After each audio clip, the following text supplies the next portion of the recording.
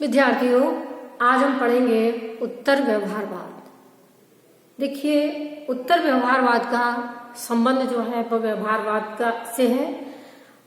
ये व्यवहारवाद के उत्तर अर्थात व्यवहारवाद के बाद के राजनीति विज्ञान के अध्ययन दृष्टिकोण में आए परिवर्तन और विकास की अवस्था को बताता है।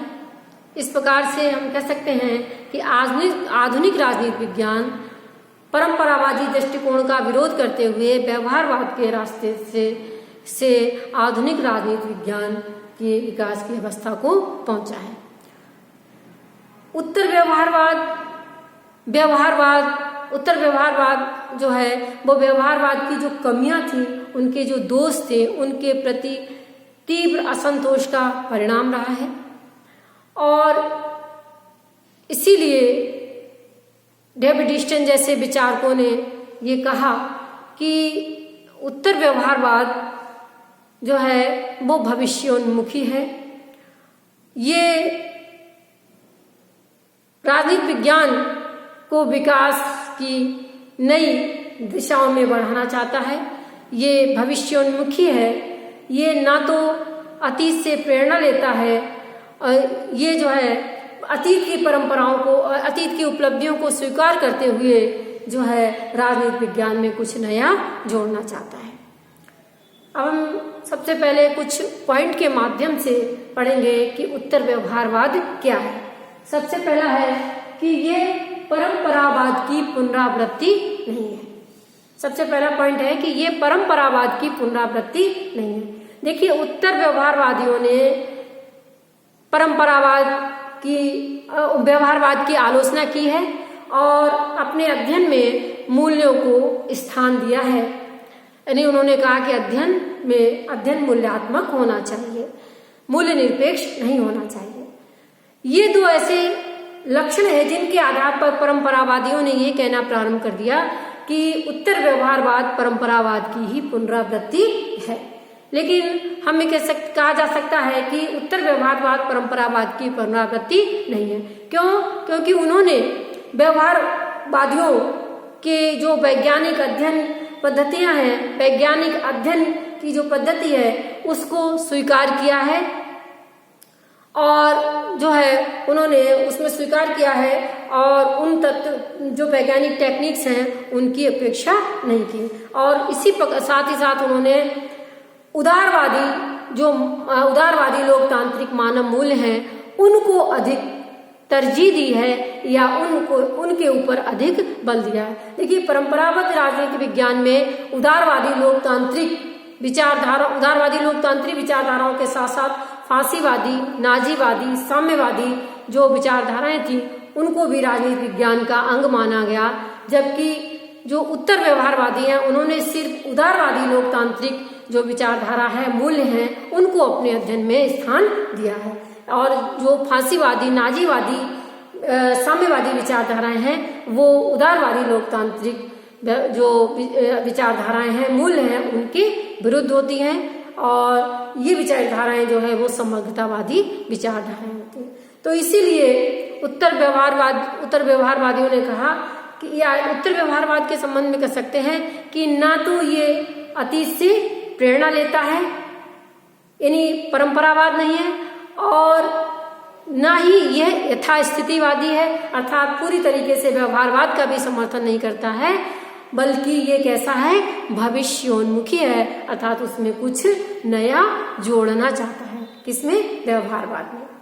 दूसरा है ये व्यवहारवाद में सुधार का आंदोलन है। देखिए, उत्तर व्यवहारवादियों ने व्यवहारवाद की तीखी आलोचना की, लेकिन इसके बावजूद भी उनकी आलोचना की प्रकृति जो है वो निषेधात्मक नहीं है। वह अपनी आलोचना के माध्यम से, देखिए जो उत्तर व्यवहारवादी हैं वो पुराने व्यवहारवादी ही हैं।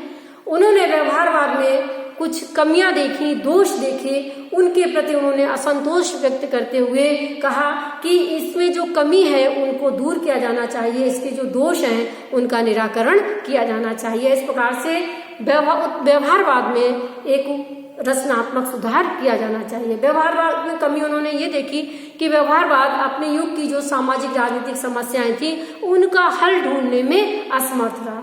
तो उत्तर व्यवहारवादियों ने व्यवहारवादियों की वैज्ञानिक अध्ययन पद्धति को स्वीकार करते हुए, अध्ययन में वैज्ञानिक टेक्निक्स के प्रयोग को स्वीकार करते हुए भी ये इस बात के ऊपर बल दिया कि व्यवहारवादी जो हैं वो अपना जो समय है वो ऐसे अध्ययन में बिताएं जो कि समाज के लिए उपयोगी हो, समाज के लिए लाभदायक हो, समाज की समस्याओं का हल ढूंढने में समर्थ हो।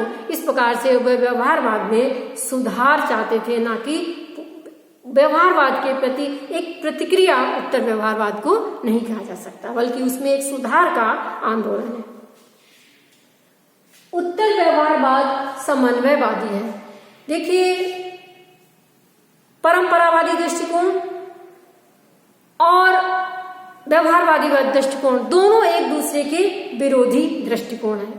परंपरावादी सिर्फ मूल्यात्मक अध्ययन को महत्व देते हैं, व्यवहारवादी सिर्फ तथ्यात्मक अध्ययन को महत्व देते हैं, जबकि उत्तर व्यवहारवादी जो हैं वो अपने अध्ययन में तथ्य और मूल्य दोनों को महत्व देते हैं, दोनों को स्थान देते हैं। इस प्रकार से हम कह सकते हैं कि उत्तर व्यवहारवाद जो है वो कैसा है, समन्वयवादी है। माइकल हेंस और थियोडोर एल बेकर ने उत्तर व्यवहारवाद को जो है संश्लेषण की एक अवस्था बताया है। उन्होंने उत्तर व्यवहारवाद को द्वंद्वात्मक प्रक्रिया के आधार पर समझाते हुए बताया कि यह संश्लेषण की अवस्था है। उन्होंने कहा कि परंपरावादी दृष्टिकोण द्वंद्वात्मक पद्धति का वाद है, व्यवहारवादी दृष्टिकोण प्रतिवाद है, और इन दोनों के बीच संघर्ष का परिणाम जो है वो क्या है, उत्तर व्यवहारवाद है, जो कि विकास की, इन दोनों की तुलना में विकास की दृष्टि से और भी श्रेष्ठ अवस्था है। इस प्रकार से उत्तर व्यवहारवाद जो है वो संश्लेषण की अवस्था है, संवाद की अवस्था है, या हम इसे समन्वयवादी दृष्टिकोण कह सकते हैं। अगला है, ये राजनीतिक विज्ञान के विकास की निरंतरता को प्रकट करता है। देखिए, राजनीतिक विज्ञान के विकास की कई अवस्थाएं हैं। संपूर्ण अतीत के राजनीतिक विज्ञान में के संपूर्ण अतीत के विकास को परंपरागत दृष्टिकोण के नाम से जाना जाता है। उसके बाद जो नया विकास हुआ उसे व्यवहारवाद के नाम से जाना जाता है, और व्यवहारवाद के बाद राजनीतिक विज्ञान का विकास जो है जिस रूप में हुआ, या उसमें जो विकास की जो तीसरी अवस्था है उसे उत्तर व्यवहारवाद के नाम से जाना जाता है। इस प्रकार हम कह सकते हैं कि उत्तर व्यवहारवाद राजनीतिक विज्ञान के विकास की आधुनिकतम अवस्था है, और इस प्रकार से ही विकास की दृष्टि से राजनीतिक विज्ञान की निरंतरता को प्रकट करता है। अगला है, ये उपयोगिता पर आधारित वैज्ञानिकता का पक्षधर है। देखिए, उत्तर व्यवहारवाद जो है वो व्यवहारवादियों की वैज्ञानिक अध्ययन पद्धतियों को स्वीकार करता है, उसकी वैज्ञानिक या तथ्यात्मक जो तरीका है, वैज्ञानिक तरीका है अध्ययन का, उसको स्वीकार करता है। लेकिन उसके साथ ही साथ उसका ऐसा मानना है कि जो व्यवहारवादियों ने गलती उन्होंने की कि उन्होंने अपनी संपूर्ण शक्ति तथ्यात्मक अध्ययन के नाम पर अपनी संपूर्ण शक्ति और समय नष्ट कर दिया, लेकिन उस अध्ययन का समाज के लिए कोई लाभ नहीं निकला। वह अध्ययन सामाजिक समस्याओं के समाधान में किसी प्रकार से उपयोगी नहीं रहा, सहायक नहीं रहा। तो उन्होंने कहा कि हमारा अध्ययन जो है वैज्ञानिक होते हुए भी हमें अपना अध्ययन जो है सामाजिक जो समस्याएं हैं उनके समाधान के लिए उपयोगी बनाना चाहिए। सामाजिक समस्याओं के समाधान में जो है वो उपयोगी होना चाहिए। समाज के पुनर्निर्माण में हमारा अध्ययन उपयोगी होनी चाहिए। इस प्रकार से उन्होंने कहा कि जिस अध्ययन का संबंध जो है समाज की समस्याओं के लिए प्रासंगिक नहीं है, उससे हमें अपने को अलग रखना चाहिए। राजनीतिक विज्ञान के अध्ययन का महत्व जो है सामाजिक समस्याओं की प्रासंगिकता के संदर्भ में ही है, इसीलिए उत्तर व्यवहारवाद को प्रासंगिकता के सिद्धांत के नाम से भी जाना जाता है। अगला है, उत्तर व्यवहारवाद की प्रकृति रचनात्मक है।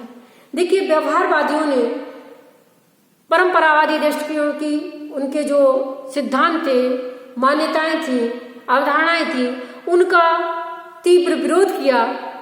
उनकी आलोचना की, लेकिन वो स्वयं जो है कोई भी ऐसा सिद्धांत प्रस्तुत करने में असमर्थ रहे जो कि समाज के पुनर्निर्माण में सहायक हो, समाज की समस्याओं के समाधान में सहायक रहा हो।